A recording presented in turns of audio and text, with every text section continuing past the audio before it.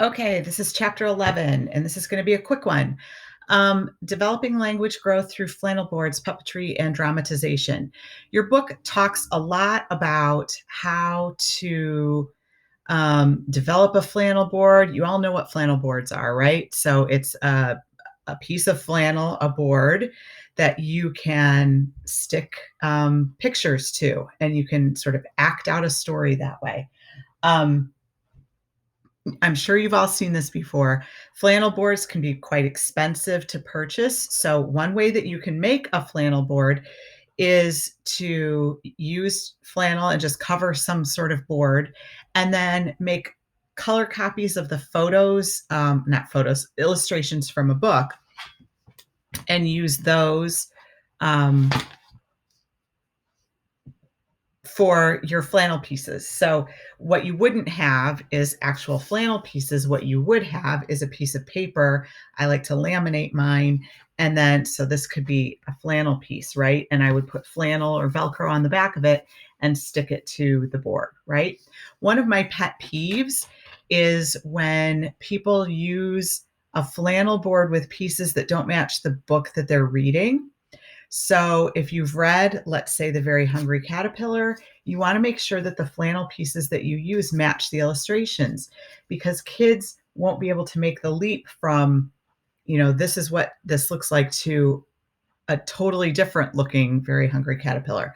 So literally you can just scan these or make color copies of these and laminate them and use them for a flannel board. That way you don't have to spend all the money to buy the flannel board pieces, okay? So that's one thing you need to know about flannel boards. You can also use other surfaces for your flannel boards. It doesn't have to be a flannel board.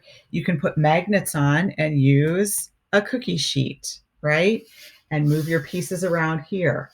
In my libraries, in my old school, we had a piece of sheet metal, magnetized sheet metal, um, on the back of the bookshelves. So you could put pieces up there and kids could move them around. Okay. That was a genius solution. Make sure you have a way to keep all of your pieces together. And also know that you can use these for sequencing. It's a really good idea. Here's a book that would be good for sequencing because there are no words, and because the lady who's making the pancakes has a very logical sequence of events. So she's in bed, she's dreaming about pancakes, so she gets up, she thinks about pancakes, she finds her recipe book, she looks at her recipe, she gets her bowl, she gets her ingredients, she stirs everything. Oh no, she doesn't have any eggs. So you could make smaller versions of these and put them so that the kids could put together the story in the sequence that it follows along, right? I would maybe not do each individual panel, but you could do, right, pieces. And that's a way for children to reflect on what they've learned, how the story goes, the narrative, what's happening, to think through. That's really highly regulated thinking that you have to do sequencing like that. So, I mean, this is a really great one right here. She puts her stuff in the bowl and then she puts it in her butter churner and then she churns it. And then out comes the butter and then she makes, so, right? So make sure you have a way to store those things and make sure that they're available for kids to actually touch and use. All right. Use this as a way. What you might do is read the book first and then bring out the puppets or flannel boards or whatever the second time you read the book, because the first time it might be all too exciting and people might get too involved. Right. And so then having them build on that first reading is a good idea.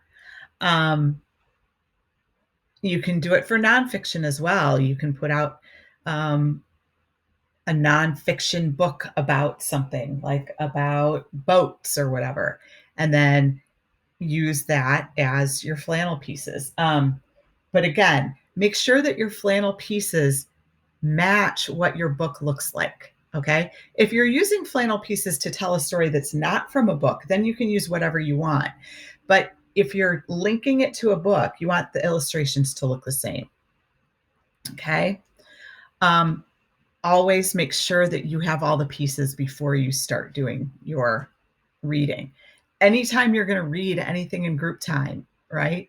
It's kind of like a little performance, and you need to have a rehearsal before you do it to make sure you've got everything going, right? So here you go. This is how you do it. Seating arrangements, again, if I'm doing a reading and I'm going to put pieces on here, I'm going to hold it here and say to all the people in my group, I'm going to hold this right here. Can everyone see it? If you can't see it, you need to move to where you can see it. Don't spend a whole bunch of time rearranging people once you've tried to get them quieted down. Make them move. They'll figure it out. Puppetry. You can make your own. Kids can make their own. You can buy them, right? Puppets are good for working with emotions, talking about how you feel, doing talking about real life experiences. They can be hard for kids to manipulate. I'm not a huge fan of puppets myself. I think puppets as relating to a story is great. I think sometimes puppets who are just in the classroom who talk and do things are weird, but that's just me. Some people are really into puppets, and you don't have to spend a lot of money. Like, this is a puppet. I just made a color copy from the book, laminated it, stuck it on a popsicle stick. We used to do a puppet assignment in this class. These are some of the puppets that students made. This is from one of my favorite books, The Paper Bag Princess. If you don't know it, it's really great. And these are some of the puppets that students made. You know, you need, there, that way, it's fire. You need inanimate objects in your puppetry as much as you need the actual characters, right? So here's the Paper Bag Princess and the dragon. Okay, so that's some ideas for puppets. You should show kids how to use them. And if you have good, expensive puppets that you don't want the kids to touch, then you set those ground rules. As with anything, make sure that you are laying some ground rules about how you expect children to behave during a performance, right? Just think about what you're doing. Some ideas about how you can make puppets. We've all made paper bag puppets, right? Paper Bag Princess would be a really cool opportunity to make a paper bag puppet, right? And then drama and imaginative play. So this is when children are going to act out their own stories. And you can do this many ways. You can start with a story that kids know, you know, Goldilocks and the Three Bears or something like that. And you can talk about, this is how this story goes. Do you want to act it out? Right?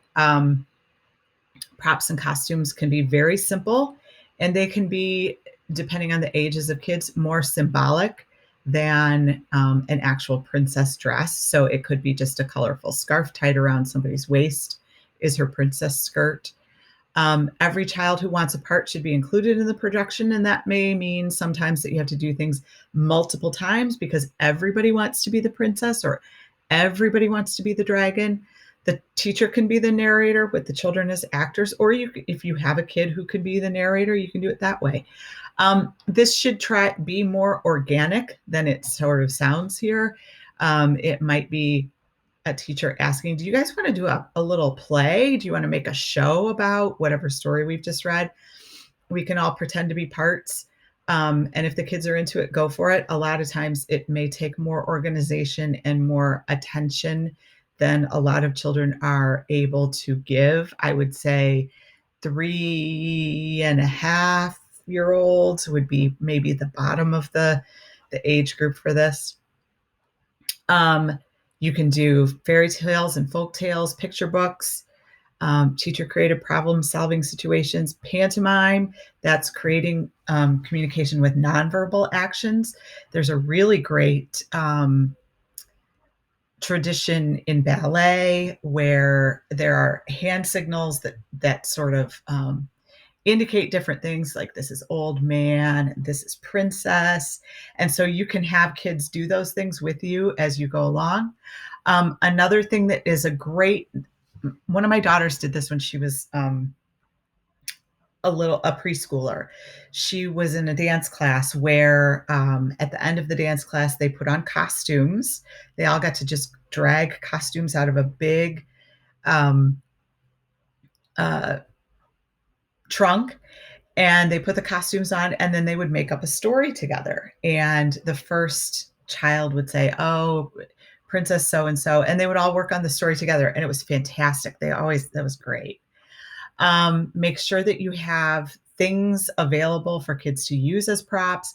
Scripts will need to be provided to the actors. This is way more professional than I think we're thinking of right here. I'm thinking of you're acting out a story after you've read a story.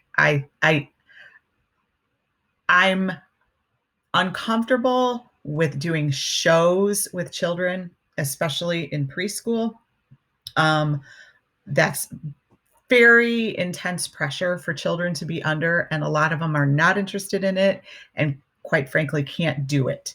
And so if you are doing something as a show, make sure that it's fun for everyone and everyone is engaged, not because you're making them, but because they want to be there. So there you go.